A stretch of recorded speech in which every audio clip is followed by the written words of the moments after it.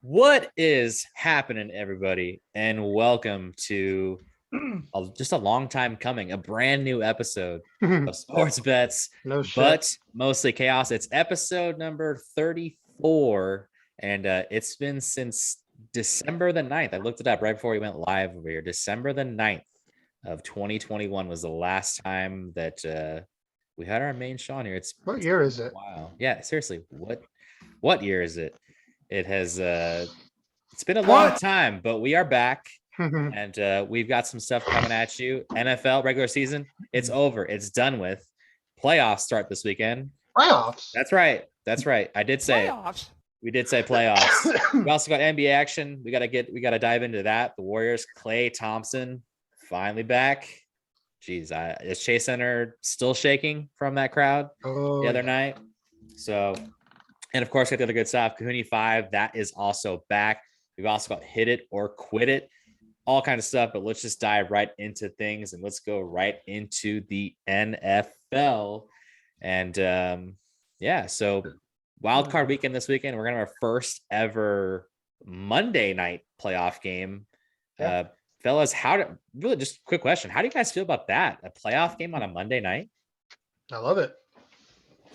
I like it, but I'm sure the teams hate it because they're gonna have a short week. So the winner's gonna have a short week. That's true. Mm-hmm. Yeah. All right. Also, we should point out the elephant in the room here. It is Jason's Niners going against Cohooney's Cowboys this weekend. I kind of feel like there needs to be some type of friendly wager by the end of this program tonight, whether it's whether it could be money involved or it could be other things too. I don't know. Hey-o. I don't know what I was hinting at on that one, but Wink, wink. it could be a lot of options. But anyways, we'll dive more into that. Phils, I guess, is there anything we need to go over regular season wise or before we jump into our playoff predictions or anything like that? I mean, if Jason wants to go over the last game of the season, what he thought of the Rams game, and then maybe you talk about that insane Sunday night football game. Oh yeah, I could do that. All right, so yeah, let's go ahead and do that. We'll jump into that. Jason, we'll throw it over to you. The Niners. It ended up being a must-win scenario after the Saints pulled out the victory in Atlanta. Yep. And also, I completely forgot about this. They just gave Sean McVay his first ever loss when leading at halftime. It's like 80-something, and it was 80-something and 0. No, 45. 45 yeah, it felt like it was 80-something and 0 as far as I'm concerned. So what a loser. That was crazy to see that happen. I mean, the Rams were in complete control of that game early on, at least that first half. And then the Niners woke up and the Rams just never really had much response. I know they ended up putting a touchdown to go back ahead late. But Jay, I'm sure you saw a lot more of the game than I did since I was watching mostly on Red Zone, and you probably watched the game in its entirety. So I want to know what your opinion was. How did that game turn out for you in your eyes, and how do you feel? I'm feeling better than I would if they didn't make the playoffs. That's for sure. And for a cool minute, it looked like we weren't going to make the playoffs. They started out slow. Jimmy turned the ball over. It was, I even said it. I was like, the thumb's an issue. Let's put Trey Lance in. And of course, I freeze again. Don't worry about it. Keep going. But Still hear you. But I told myself, I was like, look, before the end of the first half, if they can put any points on the board, they get the ball back in the second half, you double dip, get the points. And then as soon as they scored that first touchdown, it was 17-10, you kind of felt like, okay. And then, and they tied a game, 17-17. And the place, which is a home game for the Rams, turned into a home game for the Niners. They had to go silent count. The Rams had to go silent count because they couldn't hear. Cohooney, you're going to get used to this because the Niners are going to take over Dallas this weekend. And you better get used to the silent count because Niners fans travel. Just call it like it is. I'm already enjoying this. I'm already enjoying it. We haven't even really gotten into any smack talk. Jimmy, he's kind of like, what Ted Lasso says, be a goldfish. After you make a mistake, you forget about it. And he goes out. has 2 minutes left, leaves them down, scores a touchdown, and once that happened, the Rams got to be thinking, what's it going to take for us to beat these guys? After Sean McVay's going right up in the end zone after 17-0, looking like a clown. I'm like, what coach has ever done that? He's an idiot. And how that ended up for you, and just, I don't know. I kind of wanted to see the Rams again just so we can beat them and send them home, but no, after that took a lot of energy out. Like that game just took a lot of emotional energy. This weekend's gonna be no different because no disrespect to John, but I hate the Cowboys, and I've always hated the Cowboys because I grew up with the rivalry of the Cowboys and the Niners, and it's a rivalry. And how about them Cowboys? If you grew up in the early 90s with them, they were the two baddest teams until the Packers came along a little bit later. But it's gonna be a dogfight, man, and I'm looking forward to it. And it should be a great game, and it's gonna be the most watched game this week, and I probably can guarantee that. Mm-hmm. Definitely. All right. John, is there anything you want to throw in from that absolute ass whooping the Cowboys put on the Eagles? I mean, other than the fact that offense looked pretty darn good. I have absolutely nothing to respond with that game. It was a relevant game. Eagles didn't have a single real starter on the offense, and they had Gardner Minshew, no Miles Sanders, no Devontae Smith, no Jalen Reagor, even though Jalen Rager's ass. Cowboys, they rested the players like Tyron Smith, Michael Parsons, Trayvon Diggs that, maybe just needed a week off just to nurse a little nagging injuries. But they played Amari Cooper, they played CeeDee Lamb, they played Dak Prescott, they played Elliott. Pollard didn't play, but they played all their starters against no one, so of course they were going to blow them out. So I take nothing from that game. Might as well be a bye week, and we'll see what happens this weekend. Like Jason said, they just had the Niners are coming off an emotional roller coaster of a game, and they could have just be coming off that high and just plateau, and it could happen. But for the Cowboys to have a chance, they cannot do what they did against Arizona. They can't wait. They can't go 3 quarters and then wake up in the fourth quarter.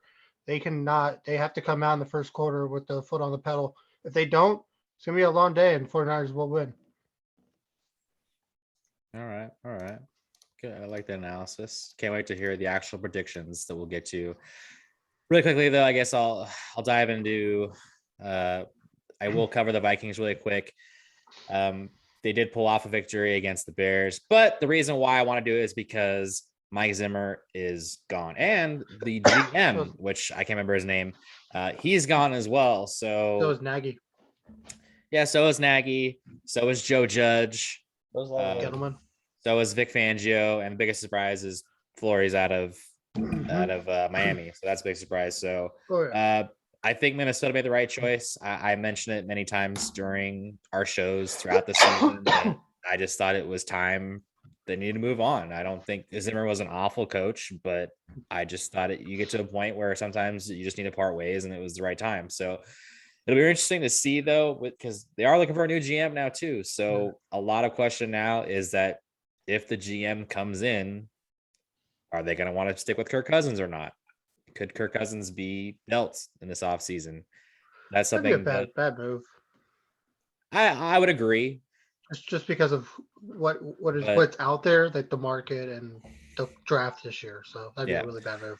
So we'll see. That's some rumblings, but I won't dive into it too much. I just wanted to kind of cover that at least, I thought they made the right move by letting Zimmer go. So we'll see exactly who is the new head coach going to next year when it gets there. So other than that, that Sunday night football game, I mean, could you have really written a better last game of the regular season, the way that went down?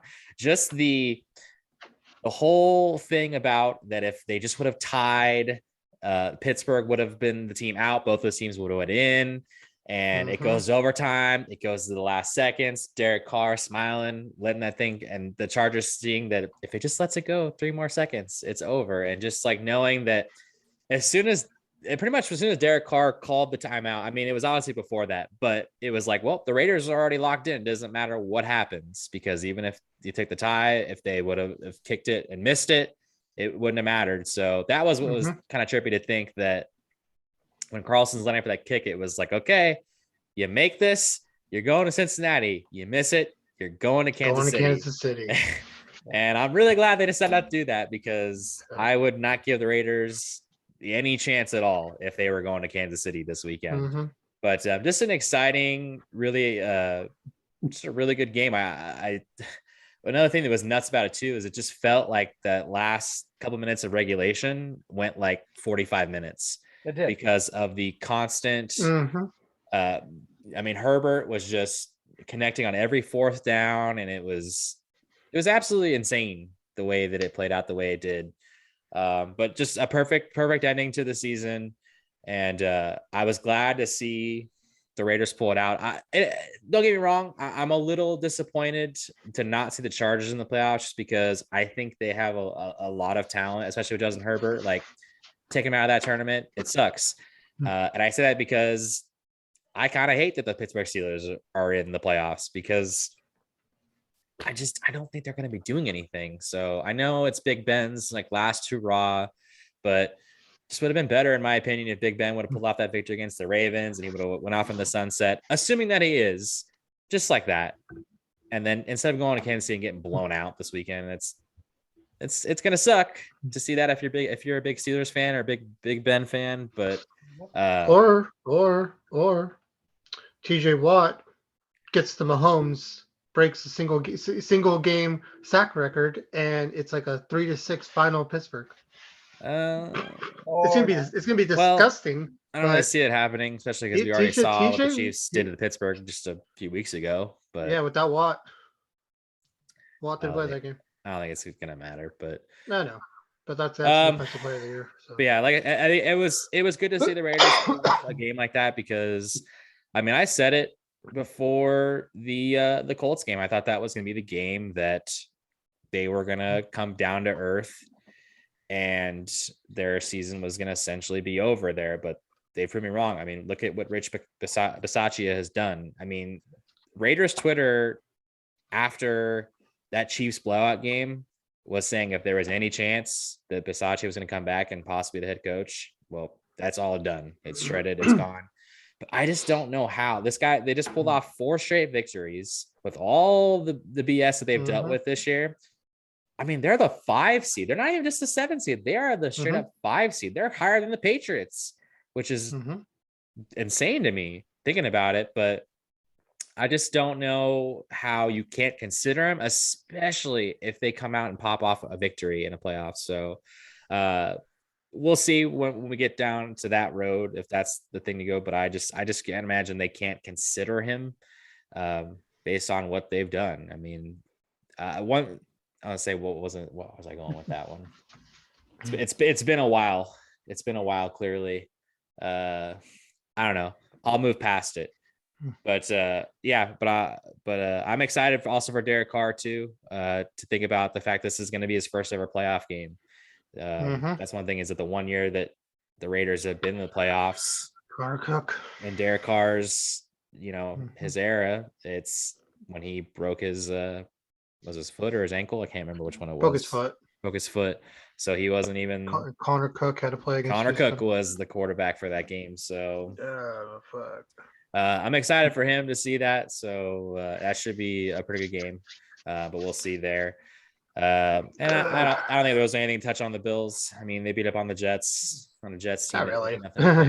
No, yeah, you're right. They didn't really beat up on them, but that was a boring game. It was just a boring game. But it's not like the Jets. But the thing is that the Jets had really never pushed anything offensively on the Bills. Their defense did exactly what they would do against a team like the Jets. So, All right, I'm ready to vent. I am ready to vent.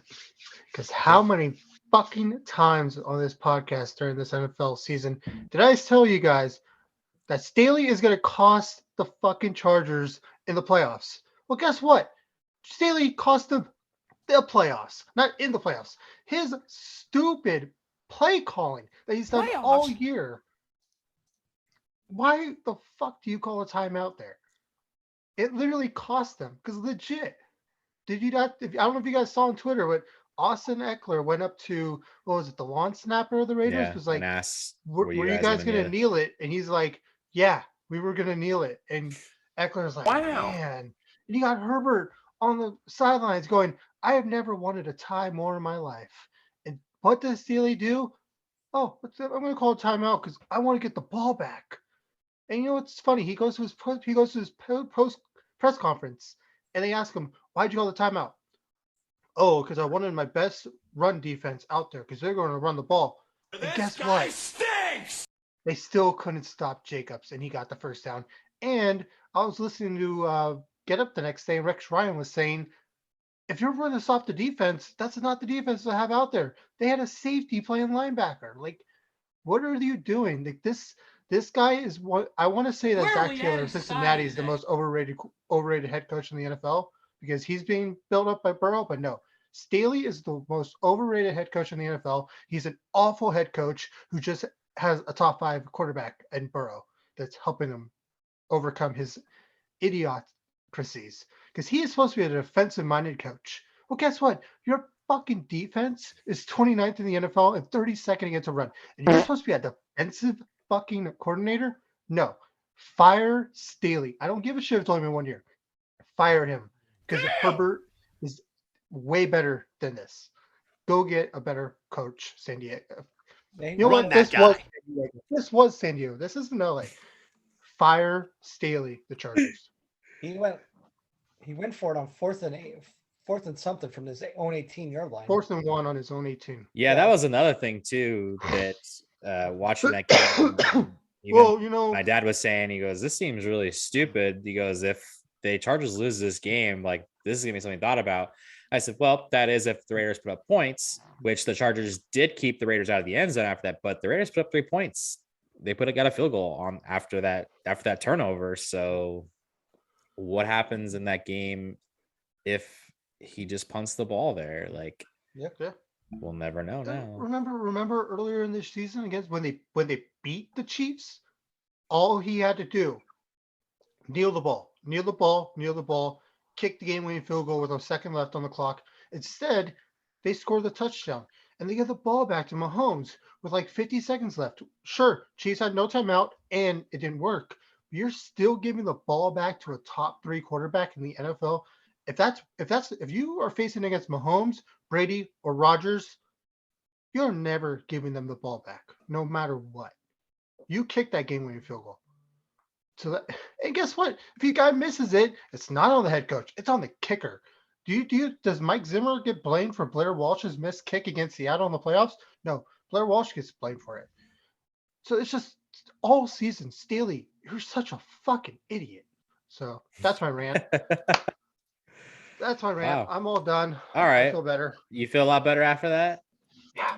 Okay. Well, I feel like you're going to feel a lot better now because it's time to get to our picks for this weekend. So with that being said, let's jump into it. We'll go with the first game, which is the 5 seed Raiders visiting Joe Burrow and the Bengals. Cohooney, I'm going to start with you on this one. Who do you got in this one? Do you think the Raiders pull off a 5th straight victory? Or do you think the Bengals will get their first ever victory, which means somebody can finally send a text message about a Bengals winning a playoff game? Because I don't know if you know this, but that's never happened. No one's ever been able to text about a Bengals playoff victory because I guess texting happened like the year after.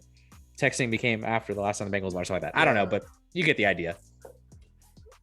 I mean, texting, you could also never text about the Cowboys winning the Super Bowl either. So, yeah. Don't ruin the moment. Just answer the question. Cinderella story ends here, Cincinnati. Yeah, I'm in agreement. I like Cincinnati a lot. I like them as a sleeper team out of the AFC. So, yeah, I'm going to take it Cincinnati. Yeah. I think this has the potential being, well, I mean, you get it. I think it's going to be, I actually predict this to be a really close game. I think the Raiders will hang with the Bengals. I think the Bengals are the better team here. And I think they already showed that when they beat the Raiders in Vegas earlier this season. I'm looking at the current lines right now too. I'm seeing the Bengals fair by 5.5. I think I actually really like the Raiders with the points in this game. But straight up, I think ultimately the better team does prevail, and that also happens to be the home team here. So I'm in agreement with you guys. I do think the Cinderella story ends here. I think it'll be a back and forth contest, but ultimately the Bengals do pull this one out. Unfortunately for Derek Carr, he will lose his first playoff game, and the Bengals will be moving on to the Final Four in the AFC. All right, fellas, the next game on Saturday. This is the Saturday evening game. It does feature the New England Patriots. They are headed to Buffalo to take on the Bills. It's the rubber game after they split the 2 games in the regular season.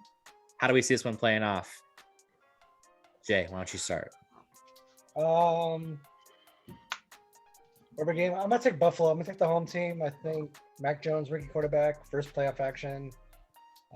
Josh Allen, Stephon Diggs, they've been there before. Buffalo's craving a championship. They're gonna be going nuts. Prime time. Give me Buffalo. Cohooney, what do you like?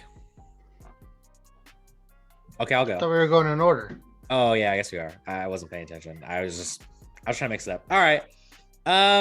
Yeah, I like the Bills in this one. It would scare me. It is Bill Belichick in the playoffs, so I would not rule out anything crazy happening in this game with New England. But I do look at the 2 games that they played against each other. I know New England beat Buffalo in their barn earlier this season, but we all know the craziness of that game with the wind, all that, the weather factor. Mac Jones threw the ball 3 times in that game. So another thing too is New England did struggle down the stretch at the end of the season, including that loss to Miami this past weekend, which absolutely disgusting. Absolute disgusting the way that game ended, which Jason knows all about. But and you do. But another thing too is when Buffalo went into New England, Buffalo handled the Patriots, I thought, pretty well in that game. So I think the only thing that could scare me is if that Bills offense does tend to wake up too late. I think that could be the issue. I know the Patriots have a very solid defense. So if the Patriots, hold in early in this game and keep it close, it could go either way. But ultimately, I think the Bills come out. They're fired up. Bills Mafia is going to be ready to go. They feel like it's their time. And I think this would be a huge statement win if the Bills can put down a solid victory against the Patriots here to open up the playoffs. So I'll take Buffalo. And in fact, the current lineup, if they're fair by 4, I lay it with the Bills in this one. So I'm on the Bills. Yeah, I'm on the Bills as well. They, like you guys said, they did lose in Buffalo, but that was like the crazy weather game. And honestly, like they were the better team in that game too. It just happened to be that, New England was able to make the kicks in that ugly weather while Buffalo wasn't. So just Buffalo, I think, is all around the better team. So give me Buffalo. All right. So far we are all in unison. Nothing different here, and I don't know if we have any difference here. Moving on to the Sunday morning game. It's the 7-seeded Eagles visiting the 2-seeded Tampa Bay Buccaneers. Bucks favored by 9 in this game, and I gotta tell you, I think I'd lay the wood with Tom Brady here in this one, even with all the people that are injured. The Eagles, I just don't think they're one of those teams that, like, I know they're in the playoffs, but I just don't really think they're that good. And now they got to go into Tampa Bay, and they got to go up against this Buccaneers team that I just think is just a lot better than them in probably almost every aspect. So I don't think Jalen Hurts is going to pull this one out. I don't think the Eagles are going to do it. I think their rookie head coach is in for a tough first playoff game here. So that being said, I'm taking the Buccaneers. Moving on. I think he's a second-year head coach. Nick Sirianni? I think it's his first year. First year. Really? Okay. Yeah. Oh, that was right. There was Joe Judge. That was his second year and he got fired. Okay. He's a bum. Well, I am going to be taking the Buccaneers. I do need to point out that this is a Buccaneers team that doesn't have Godwin, doesn't have AB, doesn't have Leonard Fournette. This is not the powerhouse team that they had week 1. This is not the powerhouse team they had halfway through the season. This is a beat-up team. It's not going to matter this week, but it will matter eventually into this playoffs. I don't know if it will matter. I don't know if it will be next week or the week after. But this Buccaneers team that everyone's saying, oh, they're going to go to the Super Bowl, I don't think so. And I would not be shocked if Philadelphia gives them a run, as much as I don't want it to happen. Because the Bucs, they almost lost to the Jets. They were really, really looking bleh for the first half against Carolina until they finally woke up. But I mean, this is not the Buccaneers of like powerhouse that everyone thought at the beginning of the year. Like, this is a vulnerable team, and no one's talking about that. Yep. So I'm still going to go with the Bucs, but I wouldn't be shocked if Philadelphia gets the upset. Yeah, I'm with you guys again. I think Tampa Bay's just overall the better team, even with their injuries. They're going to very solid defense. They're going to come out ready to play. And yeah, like Cohooney alluded to, they could get beat next week, but I just don't see them losing this week to Philadelphia. So the Bucs. Yep. All right. I feel like we're going to have some blood on this one. The middle game on Sunday, it is the Niners visiting the Cowboys. Right now, the Cowboys are just a 3-point favorite. So basically, level teams on a neutral field.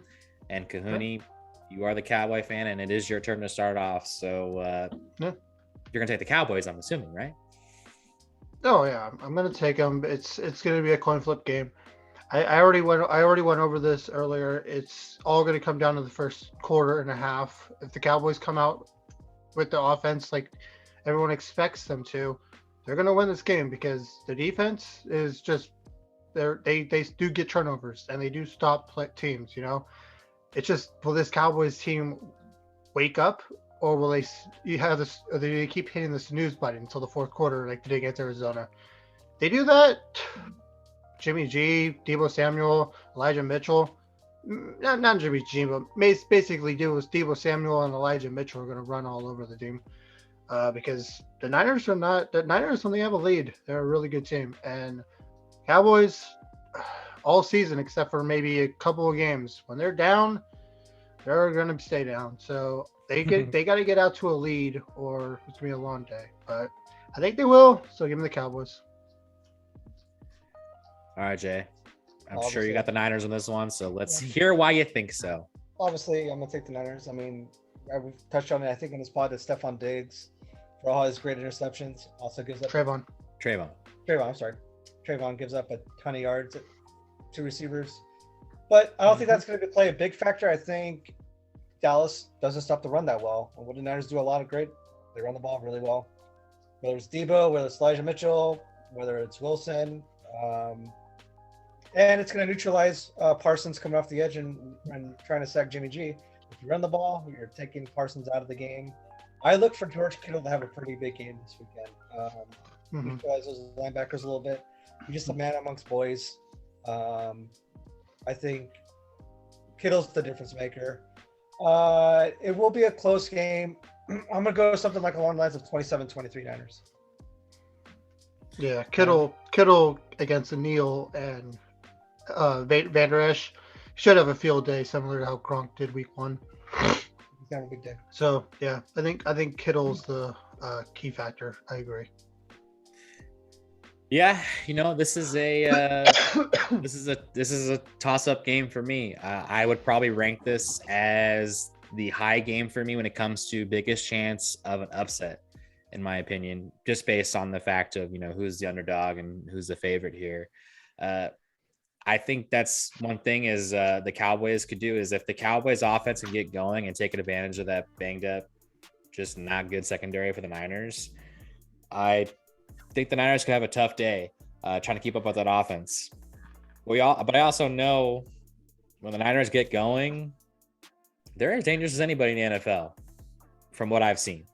Whether you agree with it or not, that's a different story. Ultimately, John's been saying it, but I don't know if he said so much on the air or not, but he said that Mike McCarthy is going to be the reason why the Cowboys end up losing. They don't end the season with a victory this year. And I think I'm going to say it. I think it happens this week. I think then it'll be down to the wire. But ultimately, I think the Niners will get enough to get the victory here. It could be a 1-point victory, but yeah, it could be just because of that guy right there too, George Kittle. So keeping up them body bags. So, but it'll be a good game. I say right now, I would not be surprised if with either team winning this game. Like I said, I think the Cowboys could very well get, if this offense is going, the Niners will have a tough day and it could be a quick exit for them. But I think the Niners will pull this game off, which, look out, the Niners could make some noise in the playoffs for the rest of the way. So, but you'll have to see if they're my pick coming out of the sea. We'll get to that later. So, but ultimately, I'll take the Niners to win this one. All right, moving on to the next game. It's the Sunday night game. Could be Big Ben's last ride. It is the Pittsburgh Steelers at the Kansas City Chiefs. And Jay, Pittsburgh's getting 12 and a hook in this game. They are given very, very little chance. Do you give them any chance? No, I don't give them much chance at all. They backdoor their way into the playoffs, basically. They beat a good Ravens team, no doubt. But I think Kansas City's just, you know what? The one thing that could save Pittsburgh is if Tyreek Hill and Kelsey are not 100%, which by last game didn't look great at all, either one of them. You still got Mahomes on the other side. You still got weapons. You still got a ton of speed. I'm taking Kansas City, and probably not close. Yeah, I'm with you on this one. I'm also thinking about the way that Pittsburgh, when they played, in Kansas City earlier this season, I know it was that TJ Watt, but I just think the Chiefs they have too many weapons, and I think ultimately it's just gonna be way too much for Pittsburgh to try to overcome. It's gonna be a rough final game, more than likely of Ben Roethlisberger's career. But you know what? He made it to the playoffs again. Just unfortunately, the Chiefs are gonna get a nice little tune-up game before they worry about the Final Four. So not another bye week. I'm at least glad that the Chiefs didn't get a bye week. Don't want to give Andy Reid a bye week to prepare. You don't want to do that. So, but yeah, I don't think it's being close. I don't know if they'll cover the 12.5. I don't want to disrespect Pittsburgh too much, even though I've been saying how much I think they stink, because they do stink. But yeah, I'll take Kansas City to win, and this game might be the biggest difference in points in my thoughts. So, yep, give me the Chiefs. I think the biggest, in my opinion, I think the biggest difference in points is going to be either Tampa Bay game or the Buffalo game. I actually really do think that Pittsburgh's defense is going to come to play, and they're going to keep it close. But similar to how Denver just kept it close against Kansas City, like Jason just said, Tyreek Hill and Kelsey, they're not 100%. But at the end of the day, I still don't think that this offense is going to do enough against Kansas City's defense to win it. But I do like the 12.5. Give for Pittsburgh to cover that. But yeah, give me Kansas City to win this. All right. No blood. All right. We're moving things on now to the Monday night game. The Arizona Cardinals visiting the LA Rams. They split the regular season with the road teams winning both games. So Arizona's already went into LA and won a game over in SoFi earlier this season. Do they do it again? And I just realized it starts with me. Dumbass. Well, I did look, and it looks like I've confirmed that DeAndre Hopkins is not playing. What about JJ Watt? I'm pretty sure JJ Watt is going to play. I did not confirm it or not. But yeah, I think this is just for me. I'm gonna go with the upset here. I think Arizona wins this game. I think the Rams are really good, but there's just something about them that I just don't feel like they have enough to go over the edge. Whether that's a McVay thing or anything like that, but like I said, I think they're a solid football team. I don't think they have enough to do it. And you know what? We'll just go ahead and say to lose in the first game.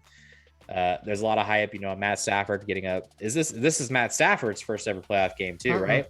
No, they lost against the Lions. They lost against the Cowboys. That's right. So, but this is essentially Matt Stafford's first playoff game where it's like, okay, this is what we brought you here for, so go do it. I feel like we could have some issues there, but ultimately, I think Calamari finds a way to win this game. So I'll take Arizona for the upset on this one. You got two good defenses. Like you said, Arizona's going to get J.J. Watt back. They still got Chandler Jones and Budda Baker. While on the other side, they got Von Miller and I'm blanking right now. Of course, I'm blanking right now. They got Jalen Ramsey and Aaron Donald. Yep, Jalen Ramsey and Aaron Donald. So it's like that guy. Got three all-pro players on both sides of the team on defense-wise. So I think defense is going to be both going to come to play.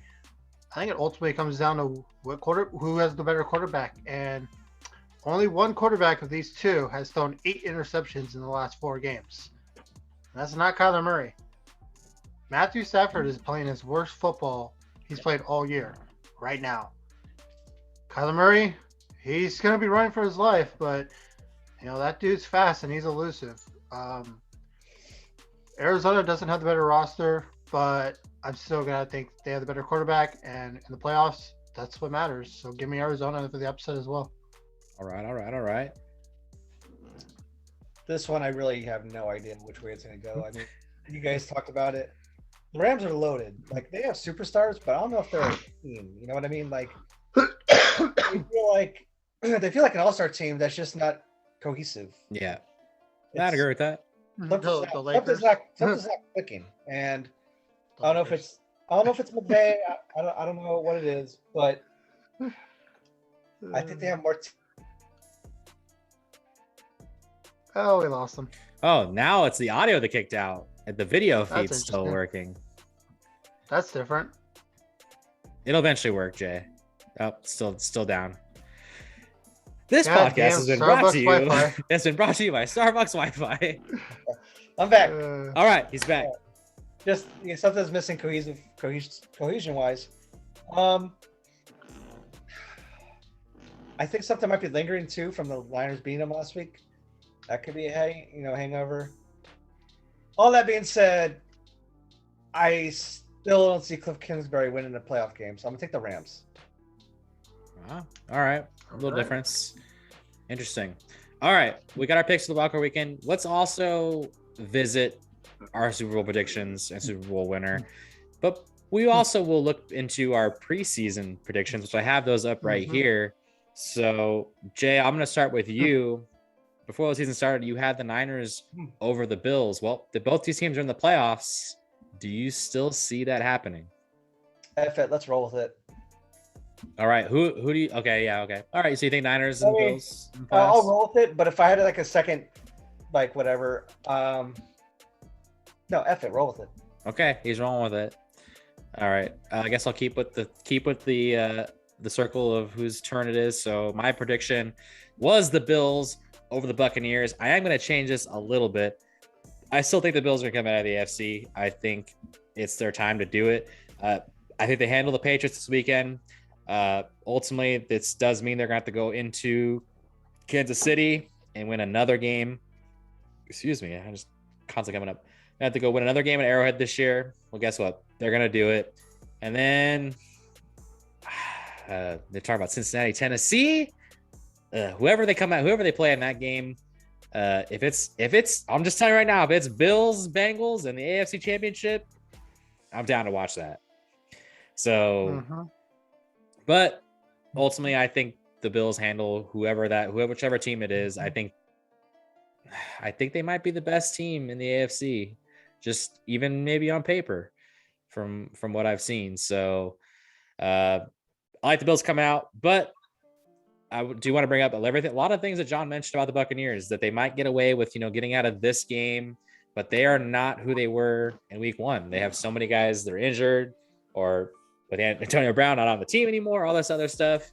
I think the Bucs aren't going to come out of the NFC. Right now, it's hard for me to go against the Packers. I know the Green Bay can't stop the run, and that can ultimately be their demise, but something we also should make note of is Green Bay has not lost at home this year. They're undefeated at Lambeau, and the NFC runs through Lambeau Field. So, what do you mean? It does. It is, but I'm really kind of curious. Who do they play at home this year? I'm really curious. They play the Vikings. They play the Browns. Just play the Browns. Played the Bears. Oh, they did. They beat the Rams at home. Okay, I'll give them that one. Seattle without Wilson. Washington. No, Wilson was back that game.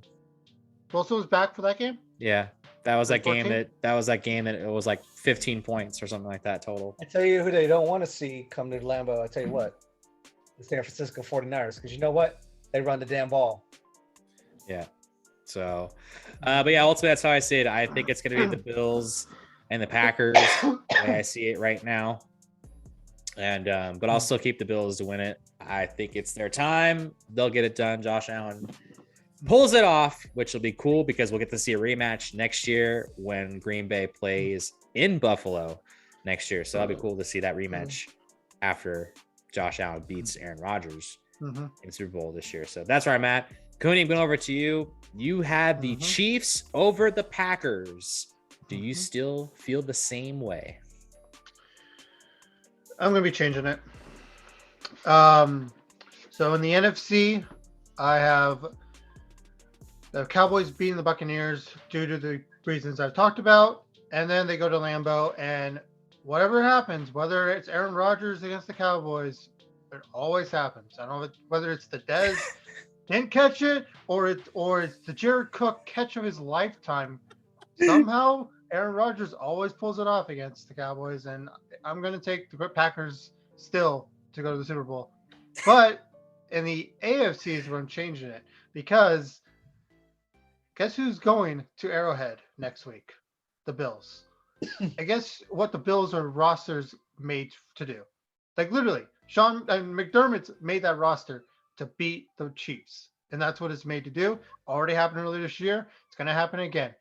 So it all comes down to Bengals Titans. If the Titans beat the Bengals, Titans beat the Bills.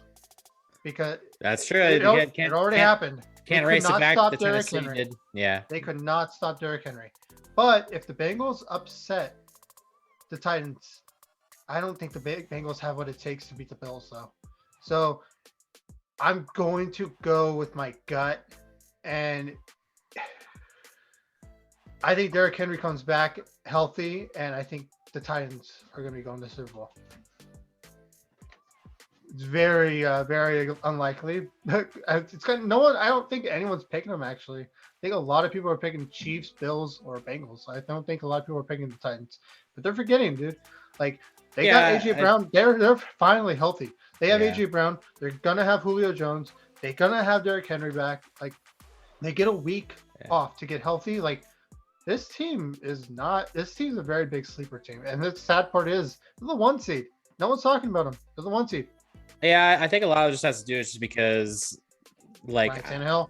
Well, I don't know if it's necessarily Tannehill. I think it's just the fact that, I mean, even when I think about Tennessee, like being the number 1 seed is like, are you really the best team in the NFC? And it's hard to really say like, yes, the Titans are the best team in the NFC. I think with NFC with the Packers, you have a much better argument to be like, yeah, look at what Green Bay has done. Tennessee has been a little. They're both in bad divisions. Yeah, they both won 6-0 in their own division too. So it's one of those, I just don't think they're clear cut. Like it's another thing to think about is that Tennessee beat up on the Chiefs earlier this season in home, and I still can't look at that and say, yep, the Titans are a better team than the Chiefs. I think the Chiefs are a better team than the Titans. Actually, I also thought Niners are going to destroy the Titans. They beat the Niners. I didn't think there was any way. Once Henry went down, I didn't think there was any way they were going to win that division. I thought the Colts were going to win that division. And guess what? Colts aren't even in the fucking playoffs because they lost to Jacksonville and a winning you're in. How have we not even brought that up yet? Holy shit. It's going to be one of the biggest choke jobs in NFL history.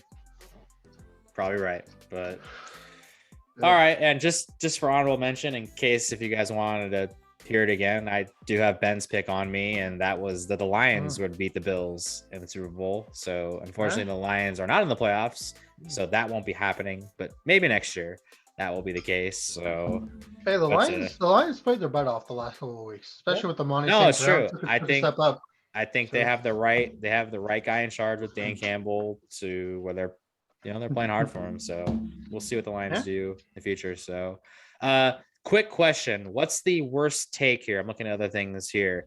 The fact that Jason, Ben, and I all had Washington winning the division, or the fact that Cohooney had the Seahawks winning the division. What's worse?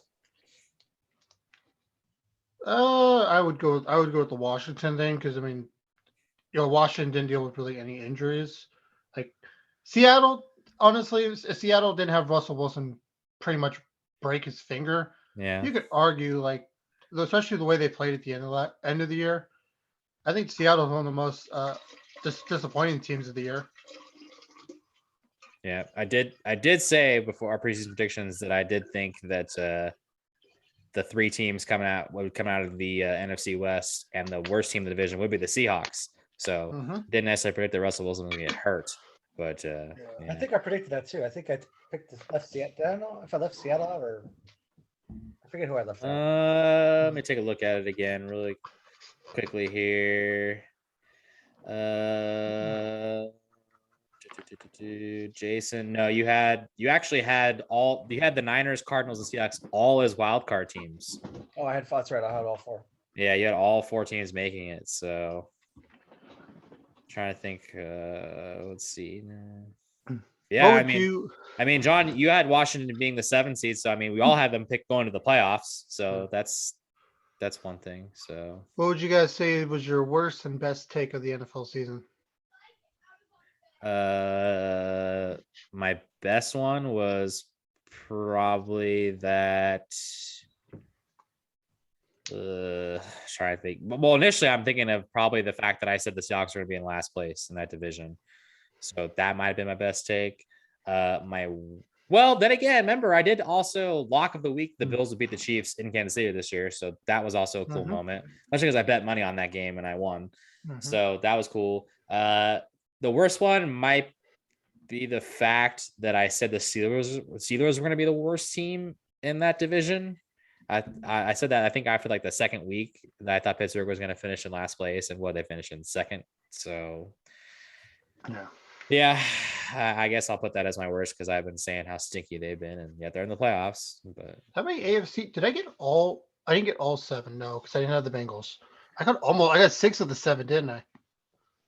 I really wish I would have just picked the Bengals to the playoffs. I definitely didn't see it coming, but it would have been cool. But that's the thing is that I say Jay and I had the Browns winning the division, and they didn't make it at all. So, so wait, what were the 7 teams that I took? Because I think I went 6 for. So we all had the Bills. You said the Steelers would win the North. You said Titans in the South. The West, the Chiefs would be the Chiefs would win the West. You also said they weren't going to lose a game at home.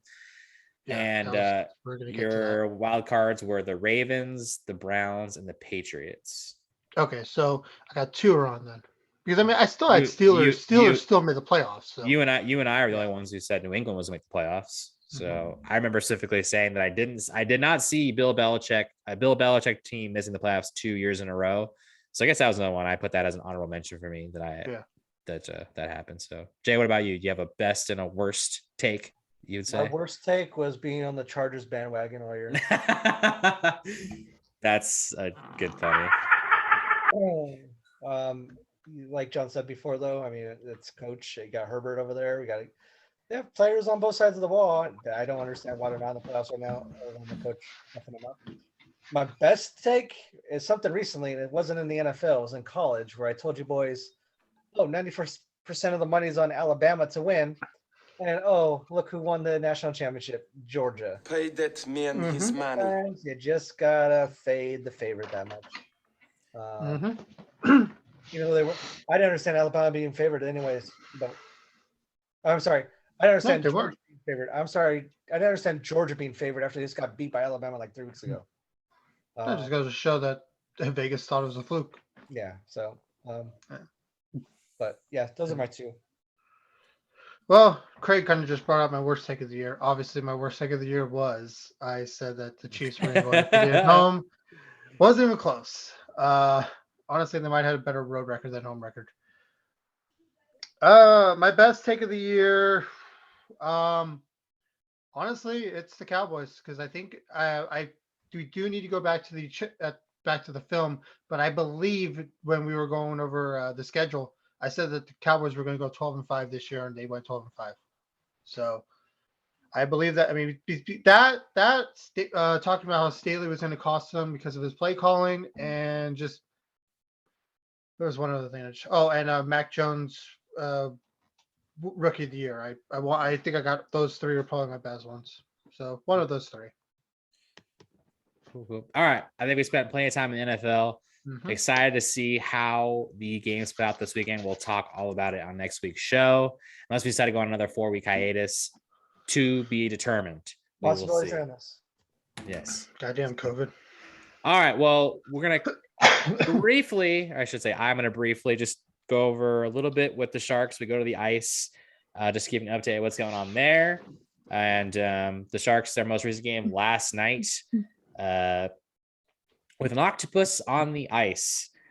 They scored in overtime to beat the Red Wings for their third straight victory. They now sit at 20-16-1 through 37 games, which may or may not be higher than you predicted with this team.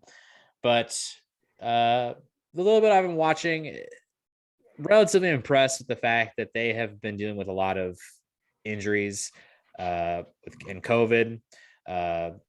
Any big player you can think of on this team outside of Brent Burns has missed some games here and there, whether it's one of the injury or COVID, something like that.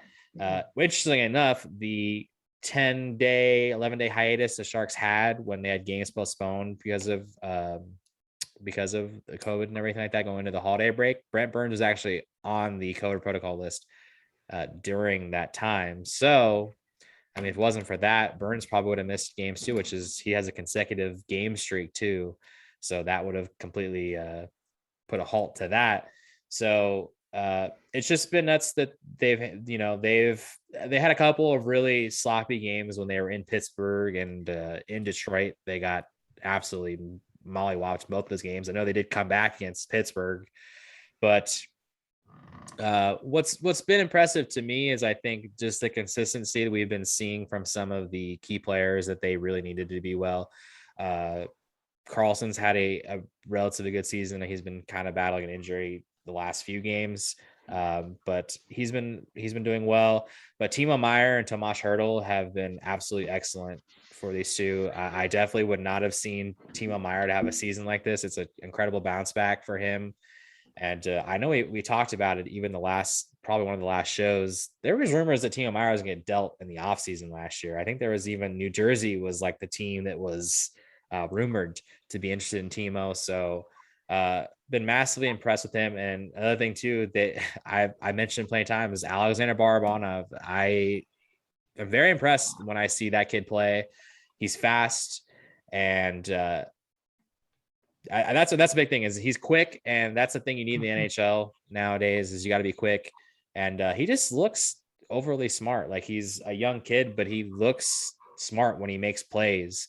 And I think he fits in really well. I hope to see him part of their future core going forward.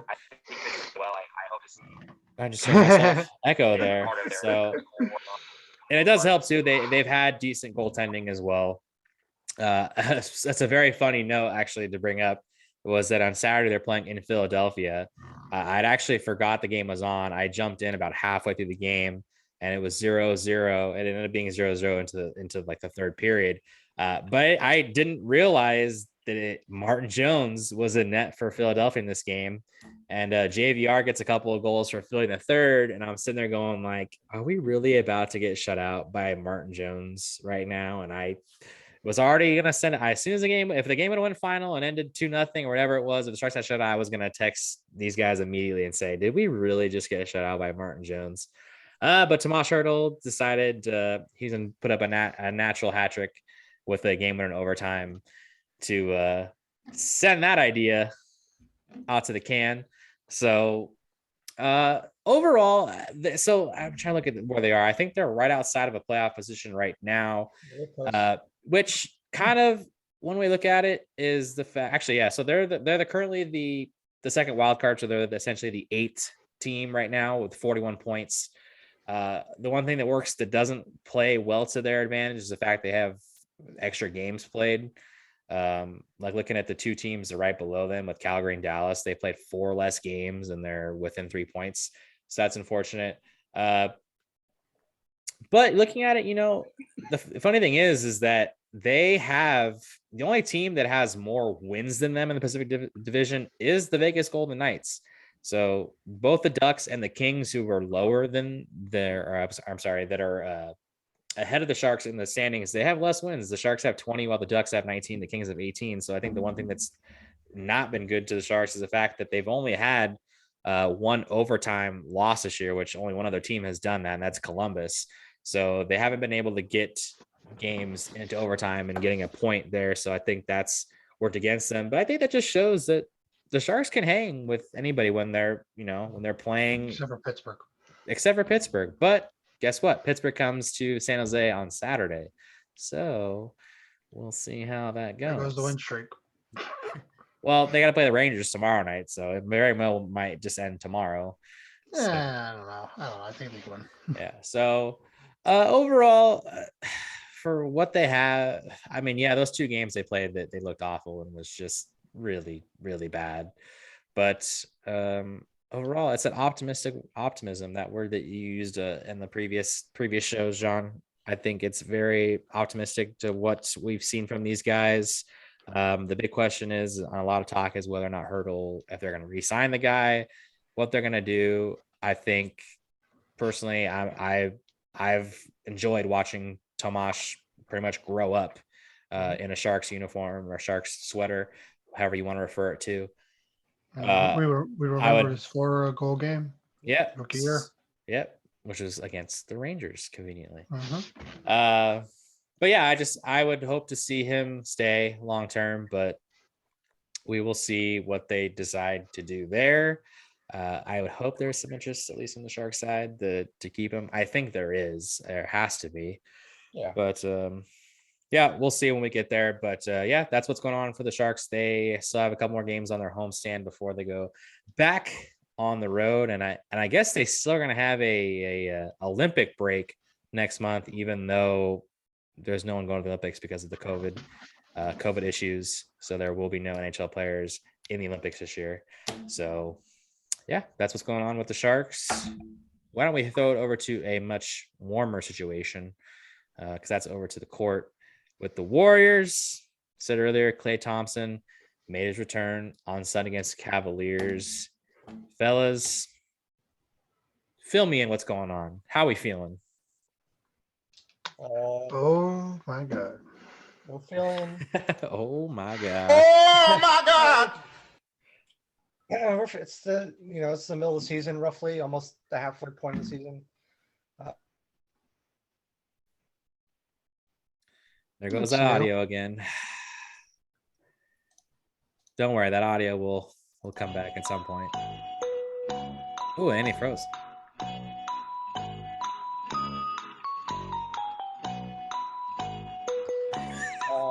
There it is.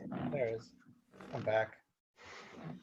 Feeling good. I just like I said, Klay coming back was huge. Obviously, monumentous occasion. Didn't miss a beat. Look like still being aggressive, getting his shots up. Just a matter of time before they pace out more minutes for him. I mean, I think it's to be gradual. Maybe every couple weeks he gets a little bit more of a bump to get him ready for the playoffs. I mean, it's the long game. Draymond's out for a few games now.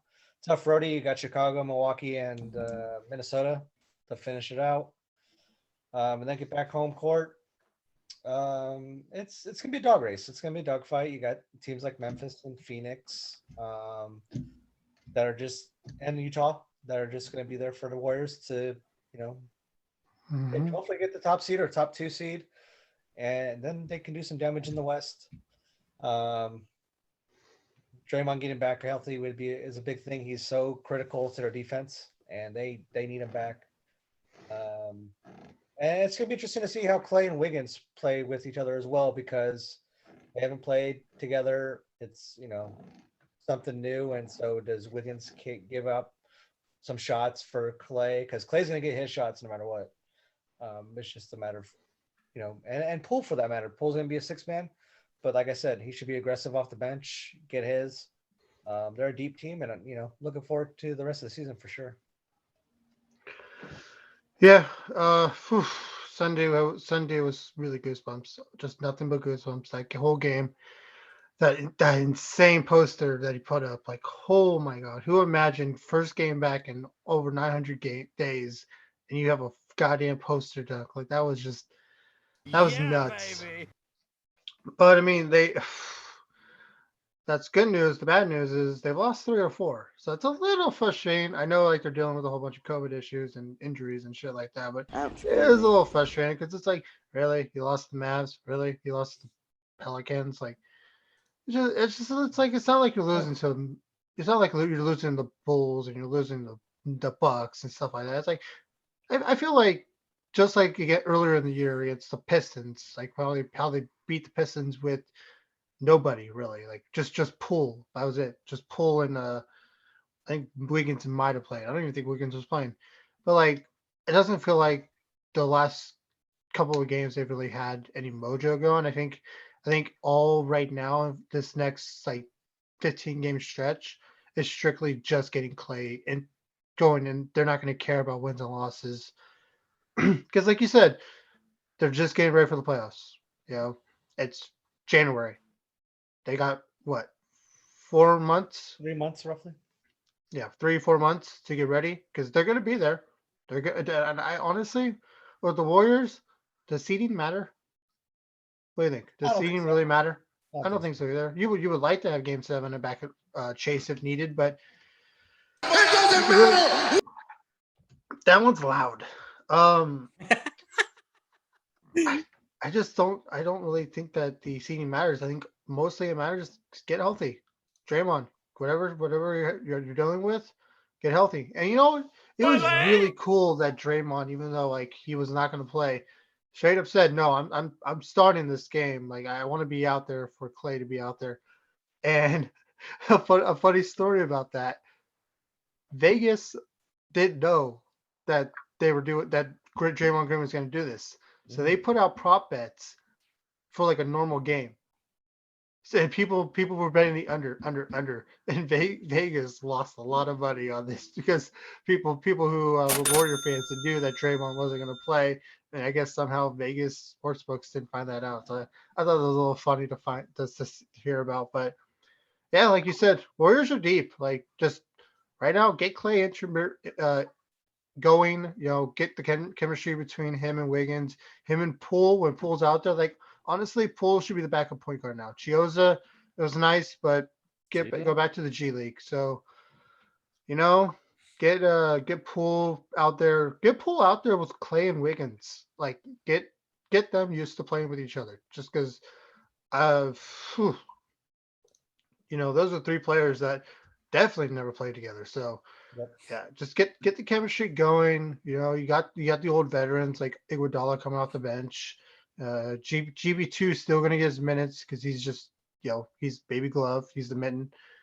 And Bielitsa, I need to see a little bit more of Bielitsa. Like stop taking the top of the key 3-pointers from like behind the arc. Like be more aggressive like you were earlier in the season. Like drive. Just that he's been a little disappointment in the last few games. But yeah, besides losing 3 out of 4, there's really not much to complain about.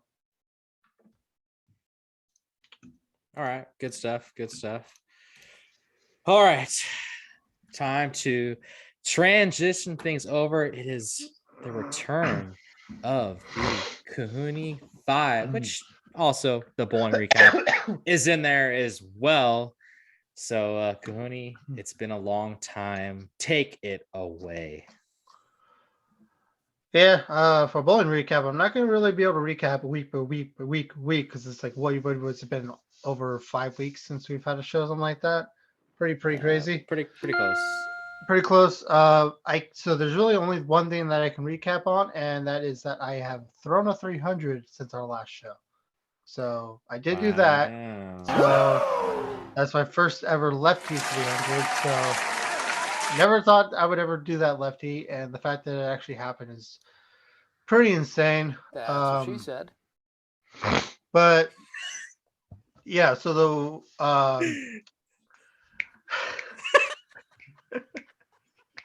I was waiting to throw that one in there, and that just worked out. oh, that was a good one, and you ruined it. What? So to recap though, for the previous week that just happened, a very up and down. I had an average game, a really good game, and a really bad game.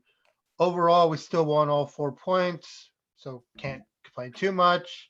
Hopefully, I need to get that. I always seem to have one real blast game a week. So if I can get that away, that'd be nice. But all right, to transition to the Cohooney 5, UFC's been on a break, and I'm so happy that it's back. Our last show was actually the last pay-per-view, UFC 269, I think it was. It was the Oliveira versus Poirier card. I went 3-2. I called O'Malley winning. Which everyone did. I had the upset of Kai Kara France over Garbrandt. Called that. I did lose Jeff Neal beating Ponzinibbio. I did win Oliveira beating Poirier. All the money was on Poirier. Oliveira, no one was talking about him. So it's like you got to go for that. A champion not being talked about, got to bet it. But might have been one of the top 3 biggest upsets in UFC history. Did go down. Juliana Pena tapped out Amanda Nunes to win the Bantamweight Women's Championship. I actually saw that too, and now I'm realizing how long ago that was. Holy mackerel, that was a long time ago. So I went 3-2. I'm looking to bounce back. It was a winning week, but let's see if maybe we can get 4 this time around. I am currently 87, 69, and 9 all time on the Cohooney 5. To start off, this fight was not originally supposed to be on the main card, but there was a fight canceled today, so now it is. It's Borshevchev facing off against Bush, and I am going to go with the favorite Borshevich. Yep, Dakota Bush. The Ben's on here. He'd be laughing his ass off right now. Borshevich. Oh, he is. I'm going to be going.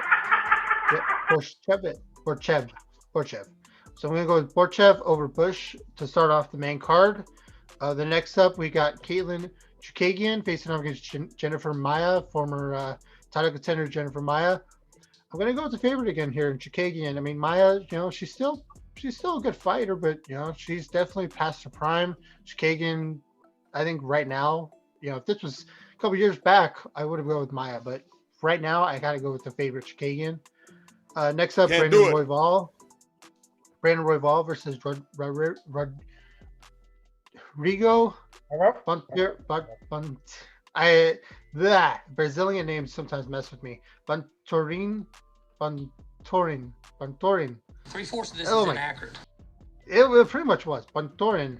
It's a flyweight matchup. Brandon Royval, still one of the best fighters in the flyweight division. He just, he faced off against Moreno, who is now the flyweight champion, and he faced off against the guy who will be facing off against the winner of Moreno versus Figueiredo 2, which is coming up next month.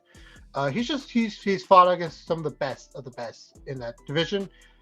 Bantorin, top 10 fighter. I don't think he'll ever be a top 5 fighter. Royval, he is a top 5 fighter. So I'm going to go with the favorite Royval to get off his 2-fight skid that he's on. Next up, this is my only underdog. This is my only underdog of the card. Chase Sherman versus Jake Collier. These are 2 heavyweights. It's low class heavyweights. Just big dudes, just throwing punches. No real skill too much. I mean, they're both strong. They got knockout power. There will be a finish in this fight. I'll be kind of shocked if it goes to a decision. If it goes to a decision, it's going to be a boring fight. I'm going to go with the underdog Chase Sherman to finish Collier, let's say in the second round. And then finally, Giga Chikadze versus Calvin Kattar.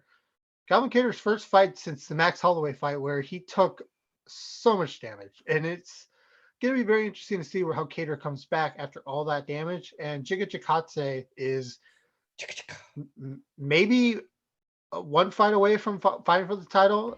He's easily one of the best up and coming fighters in the bantamweight division, and bantamweight division is loaded. I think it's going to be a really good fight. I'm going to have to go with the up and comer Giga Chikadze over Calvin Kattar, but I just cannot wait to watch this fight. So to go over my Cohooney 5, I got Borshev, Chukagian, Royval, Sherman, and Chikadze. All right, that does it. And 4. Next week is the pay-per-view.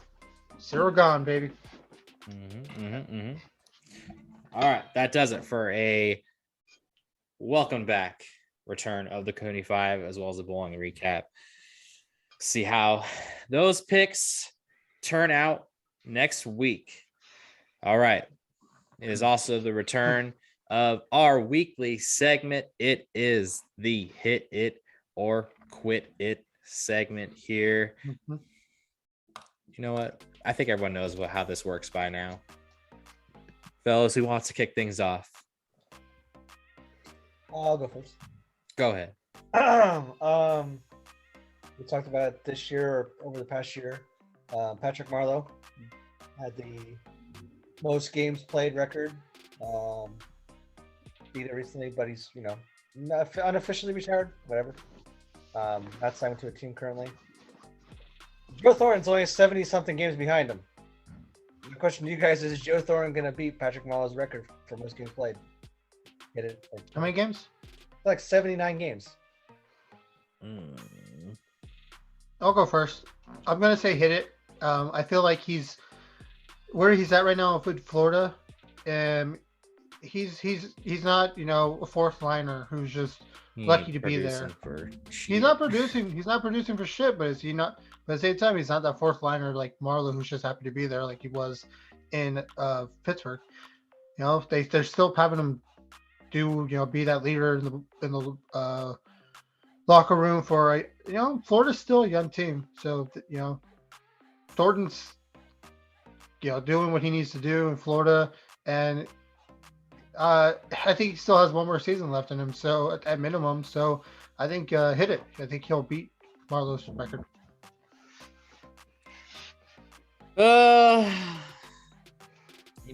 I think I'm gonna go Quit It, and I'm gonna say that because that's still a good chunk of games. For one, we don't even know. I know Marleau's on a team right now, but it's not like Marleau's retired. It's not confirmed yet that Marleau's done playing. So that's another thing that comes into play. It's not like Marleau's like officially, over with. Then it's not like that number could grow more. Another thing too about Thornton is he's also missed a lot of games. He's only played 21 games this year. So I know he's had a little bit of injury as an issue. I don't know if that's what's keeping him out of the game right now. I just looked at like their game last night and he was a scratch. So like he didn't even play last night. So the reality is he's not doing it this season. The best case scenario is if he does, play, a decent amount of games this year, the rest of the way, and then he, plays, again next year for probably half the season at the least. So I don't know. He's also, like I said, he's also not really producing very much. So he's kind of at the pace now where him and Marleau might be kind of like the same player. And if Marleau's not getting one and not getting a contract somewhere, Thornton might not get one either. So could it happen? Absolutely. But I think just based on mostly the fact that we don't even know if Marleau's done yet, I think it'd be hard to say it's going to for sure happen. So with all that being said, I think I'm at the moment, I have to say Quit It. I think everything you just said there convinced me to quit it as well. I think, he's not producing a whole lot. You got to produce, play in the league, man. No matter if you're fourth liner or not, and you got to give something other than leadership. I think in the NHL, like you got to bring something to the table. And Marleau, like you said, has not officially retired yet, so he could sign on end of season contract and add on some games. So, I'll quit it as well. Especially another thing too, especially if Florida doesn't get it done this year. I mean, because they're like top of the league right now. Yeah. So this is kind of like their window. So if they, end up being an early exit, I just could see like them going, okay, well, who's not producing on this team or who's not doing it? And Thornton's probably going to be at the top of that list of guys they're willing to part ways with right off the bat. So just because at the same time, he's also not really there to be like, okay, we brought you on here to score, 20-something goals. But he is one of the guys like, okay, well, he's a guy we can cut off to produce room for a younger guy and stuff like that. So, I don't know. We'll see how it goes. But yeah, Quinn for right now. So, Cohooney, did you want to go? Or you want me to go? Go ahead. I'm trying to word mine. All right. Well, I don't really have anything ready for this one, but I did come up with something really funny-ish. At least maybe for Jason and I on this one. But so Cohooney's lock of the week. He predicted at one point was going to go 12-5 or something. I don't know, something really high. And he said Green Bay was going to cover the 2.5 at Detroit. They did not cover and they lost the game outright. And I know Aaron Rodgers didn't play the second half. I know all that stuff. Yeah. But John kind of knew that was a possibility before making that prediction. So that record dropped to 7-10 on the season, a disappointing one. My question is, should Cohooney be stripped of the ability to call lock of the weeks? Honestly, hit it or quit it. He should be stripped. See, it's been so long. I forgot to answer these questions. I'm gonna hit it or quit it. I'm sorry. And say quit it, only because I know what team to fade. Yeah, and what's to pick. So yeah, I'm gonna go with that way. All right, John. Save yourself on this one if you'd like. I'm gonna quit it. Everyone, all the legends have at least one bad year. All the legends. You put yourself as a legend. All the legends. Wow. Okay, I can't even recover from that one. I'm gonna quit it as well, and this is kind of exactly from what Jason said, though. It's just you know who to fade. That's the reality of it. I mean, Cahoon put a nice little stretch together where I think he put maybe 3 wins in a row before he ultimately lost that last game in week 18. So they did win a few games. So kudos to him on that one. But yeah, I'm quitting it. I think it's too entertaining to take it away. I feel like I should be doing that. I should do the pick'em. Pick them on Wednesdays when I know because the spread comes out on Tuesday, so it's easier to understand where Vegas is at. Because I tried to do the spread last Saturday, and oh my god, it was one of the worst things I've ever had to do. I had to try to get the mindset of a Tuesday, knowing all the stuff I know on Saturday it was so bad. I don't think I had never done that bad before. But the lock of the week, trying to do a lock of the week on a Wednesday when there's so much news that could come out. That was tough for me this year because it's like I would pick someone and then like 2 days later, oh look, this guy's hurt, or oh look, this guy's he's on COVID protocol. Oh fuck, if I knew that on Wednesday, I would not have picked on my lock of the week. So he wants to switch everything for forehead. He wants to do the picks of the game at halftime. It's just I don't understand. Wednesday, Thursday, Friday, Saturday, don't matter. Fake home. And guess what? That right there is locked in. Lock of this week. So, Cohooney, your turn. I always forget the guy's name, but we've been talking about it, but we might as well just like bring it onto the air. Raiders, like you said, when they faced off against the Chiefs and they lost. Bisaccia. Bruschetta. It was pretty much guaranteed. Like, oh, there's no way they're bringing them back. And guess what? They went on for 4 straight wins, and now they're in the playoffs. Hit it or quit it. The Raiders still have to win at least one playoff game to bring back the interim head coach as the regular next year's head coach. Bisaccia. I can't say his name. I can't say his name correctly. So you said he has to win a game for them to hit it or quit it. he has to win against Cincinnati for him to keep the job. I think I'm gonna go hit it just because.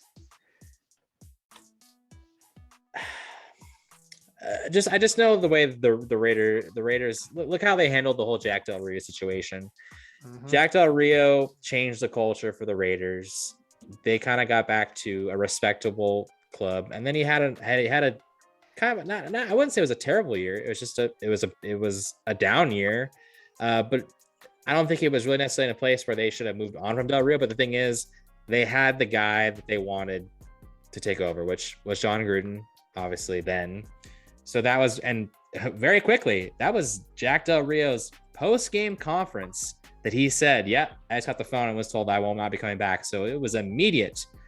And there's a lot of rumbles, a lot of rumors about how Jim Harbaugh would be interested in coming back to coach the NFL if the Raiders came a-calling.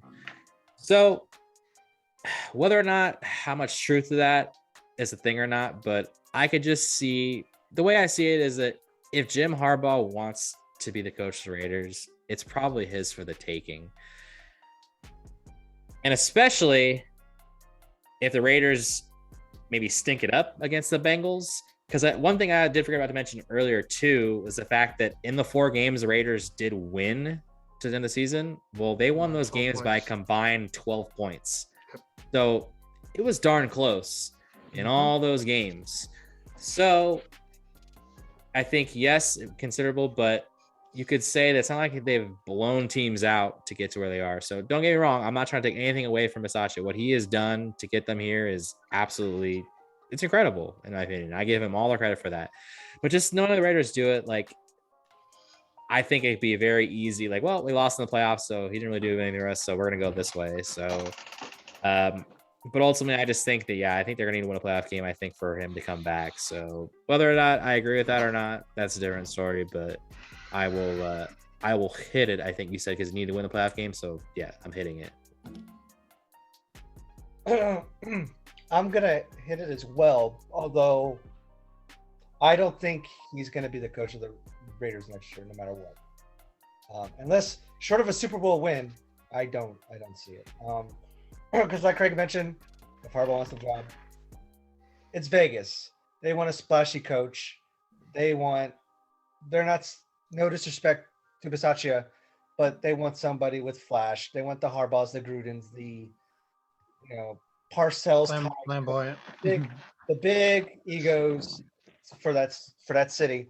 If I'm Mark Davis, I might go with, hey, Harbaugh, this job's yours. Can you keep Bisaccia on as well as what he was doing before? Special teams. Yeah, assistant coach type deal. Sure. I think they're gonna. I think Craig called it. I think if Harbaugh wants it, it's his. Yeah, I'm gonna hit it as well. I think like you said, I think they need to go. They need to go on a deep run, like get to the AFC Championship game or something like that. If they do that, there's gonna be some humongous outcry by Raider Nation if once again, still can't say it. The special teams head coach doesn't get kept on because the issue with Harbaugh when he goes there, he cleans house. If Harbaugh goes there, there's a good chance that he'll fire him. He doesn't give a shit. And if he does that, he's gonna lose the locker room because the locker room went to bat for this guy. And you know how Derek Carr is. You know how he is. He's not like other young quarterbacks. Like he's like Steph Curry. He's very family oriented, and he's got his morals. He's got his ethics, and he's got all these. He's not ego. He went to bat for him. This team, what they've done, and if Harbaugh comes in and the first thing he does is fire this guy and fire the offensive coordinator and the defensive coordinator, good luck. You might as well get rid of Carr Jacobs as well, because they're not going to play for him. Harbaugh, when he came for the Niners, he kept like Tom Rathman as a running back coach. He kept some coaches. He didn't keep them all. But yeah, like you said, He's got to keep. He usually but he does use clean house. Yeah, he needs to be smart, and I think most coaches clean house too. They want their own guys. So that's why not to go on a tangent, but like when McCarthy came, one thing that he was told is, hey, keep Kellen Moore as the offensive coordinator. Yeah. And is Kellen Moore gonna be back next year though?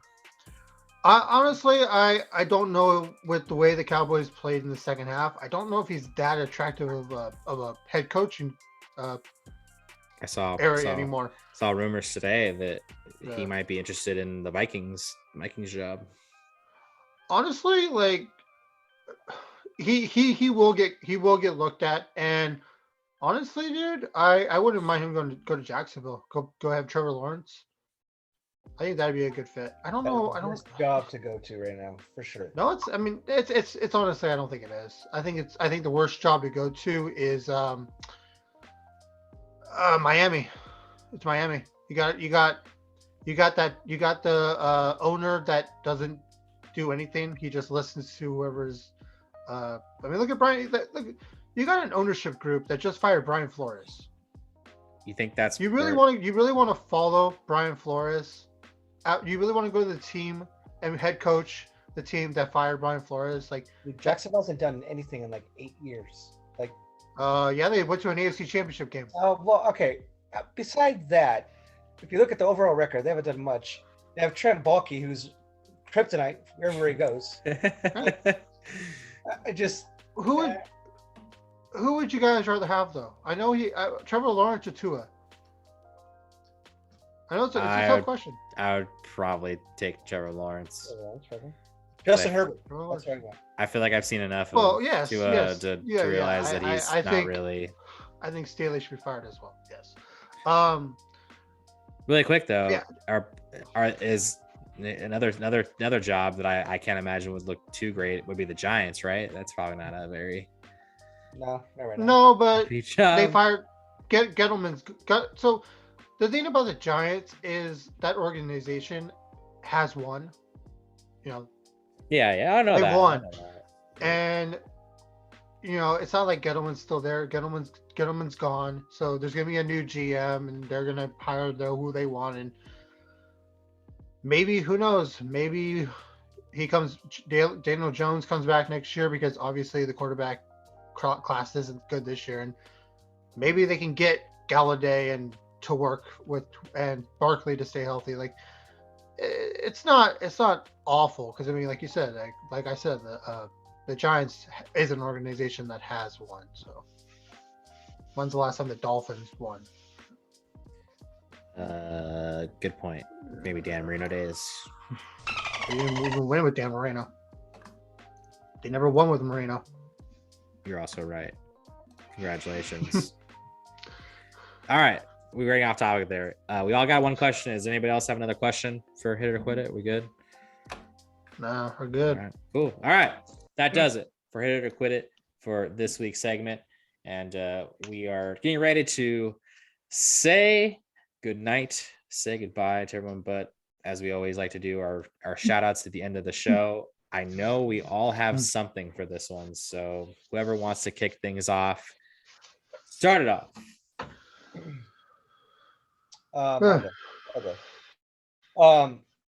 Before our last pod, I was supposed to do this on the last pod about a month ago. It kind of happened around that time.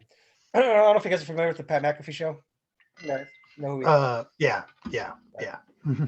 Well, he's FanDuel's been like their gambling site, whatever. And they just came to a deal.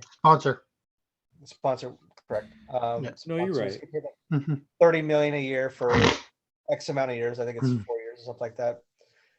That's not why I'm shouting him out. I'm shouting out because he took a good shot, $6 million of that money to get back to local organizations that he played with. Took care of little leagues, scouts, high schools, women's shelters, dog shelters. You basically name it. He took care of a bunch of people. Took care of the guys that have quit their jobs that came and worked for him, gave them bonuses. Just a very cool dude to go out and spread the wealth, and very awesome. And Peyton Manning's charities, his old teammates' charities. He donated a shit ton. I think it was like $6 million they donated. So very awesome for him. It's great to see. And their show's entertaining as hell. I mean, if you have a chance to watch it, they have a good time. So yeah, just want to shout them out. Yeah, it's a 17-minute video on YouTube. Just look up Pat McAfee announcement. Just go ahead, and if you have 17 minutes of your time, go ahead and go watch it. It's a pretty crazy, just all the stuff that he's been able to do and get back just from this humongous deal that he got with FanDuel for the next 4 years. Something like that. Pretty amazing. Craig, you want to go or me? I'll go ahead and go. Okay. So we did have one birthday that went down in our month off. That was our softball teammate Lexi. It was her 30th birthday back on the 21st of December. So happy belated birthday. Way past it, but way past. I told her happy birthday, her actual birthday, so that counts too, right? So, but anyways, She's happy birthday. Still hungover from it. Yeah. So I think she definitely still has some not hate, but has some shit. Well, no, because remember in the chat it's like John, you didn't even see it. So on Sunday night, after the Raider game or whatever, they were going on in the chat about it. And Haley was like, I guess she was like turned up, so she was like saying shit. She's like, yeah, fuck Craig at some point. I have some joke.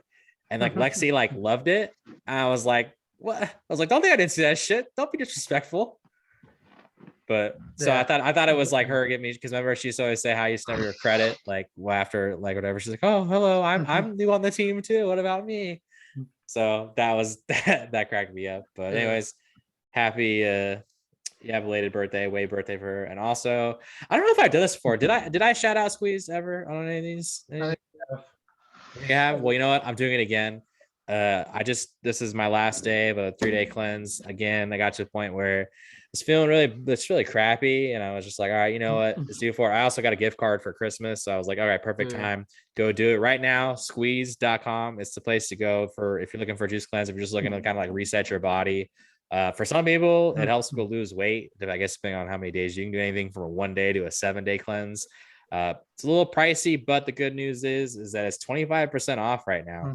That's a hell of a deal. And also, I think if you type radio at checkout, because if you order by 1 o'clock you get same day delivery. So say like you want to start, say like tomorrow morning, like, you know what, I want to start this.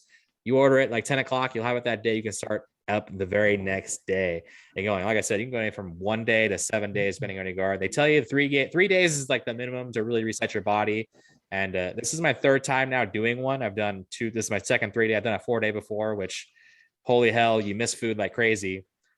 But ultimately, like you don't feel super hungry. Like you don't feel like you haven't eaten. It's just really the thought of food. If you can get past of, seeing food, the thought of food, smelling food, all that stuff like that, you can do it. You can, I mean, hell, if I can do it, any of you guys can do it. So it's definitely a possible thing. So, but it's good stuff. The taste of the stuff is really good. You can do anything. There's the squeeze. There's also the super squeeze, which I have not tried it, but that's the more vegetable tasted flavors. If you want to just avoid, because there's no added sugars, but there is obviously the natural sugars that come into these drinks, but the fruitier ones.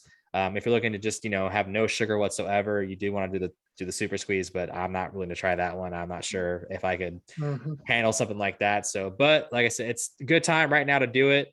To get the discount, stuff like that. You can start up, as early as like the day after. So they're good stuff. They're top. If you look at the ratings, they're pretty much top of the line. So good stuff. I'm really happy with everything. And like I said, I reset myself. I feel a ton better after doing something like this. So, and then I don't eat like fantastic afterwards. So eventually I get down to that point where I need it again. So, but yeah, so it's just a good way to reset yourself. If you can be responsible with like what you eat after that, then this is probably the best. This is probably a good idea for you to try. So give them a try. Like I said, it's at squeeze.com. Give them a chance, do all that good stuff. And those are my 2 shout outs for today. All right. Well, I already brought it up earlier in the bowling recap, but I did bowl 300 and Cut yourself out. Like it. a reward. Actually, the bowling alley Earl Anthony's Dublin Bowl actually gives out $100 gift cards to those who bowl 300. So yeah, Earl Anthony Dublin Bowl, they gave me $100 gift card for shooting a 300. So that was pretty awesome. Where do they get huh? Where's the gift card to the bowling alley? So you know, you can use it on the food, you can use it on bowling, you can use it on the bar. So Nice. anything in the bowl. So that's We know pretty where cool. we know where that's Yeah, we all know where that's going. Heyo, you gotta do what you gotta do. And then society today. I'm gonna shout out my the new company I'm working for. It's called High Precision Gas. Been there for 3 weeks now, and first day they actually gave me one of these, and it's actually I've seen Craig have for quite a while. It's actually pretty handy. It does the hydro flask. Like, yeah, is it hydro? Oh yeah, one. dude. Yeah. Hydros are money, man. They just gave me one, and it has their label on it. So High Precision Gas. I'm gonna shout them out. Been pretty good so far. Been there for 3 weeks and no complaints. Learning a whole new business, and hopefully soon I'll be driving. So that'd be nice. Yep, Cohooney back on the road. What could possibly go wrong with this one? Yeah. Oh, I have no idea. All right, and now we're going to go on another 4-week break. Another 4-week hiatus. Yeah, it's been crazy with all the holidays, all that stuff going on. It just fucking COVID. Yeah, it just didn't work out. But we should hopefully be back on more of a more routine, more of a weekly thing here. So, but that does it for this week's episode of Sports Bets, but mostly chaos. We appreciate you tuning in as always. If you aren't already doing so, if you're watching us on YouTube right now, if you haven't already subscribed, hit that subscribe button to be alerted, on all of our newest shows as they come out. You can also check out all of our old materials. You can go back and see just exactly all those lock of the weeks that Cahoon had that just absolutely spat in his face all season long, all that good stuff there. And also Instagram, Twitter, you can also follow us there at SBBMC_pod POD. Give us a follow, give us a like, all that good stuff, comments, everything like there. We appreciate all of it that we get in because we get a lot of it. So don't actually ask though. Don't actually ask how much we get. I'm not going to, so quit asking. But anyways, yeah, that does it for this show. We appreciate it. As always, thank you so much for tuning in. Everyone have a good evening. Enjoy wild card weekend. Have a great time. Be safe as always. Yeah, be super. Do all that good stuff. And we will see you all again real soon. All right, y'all. Take care. Go Niners. I guess so.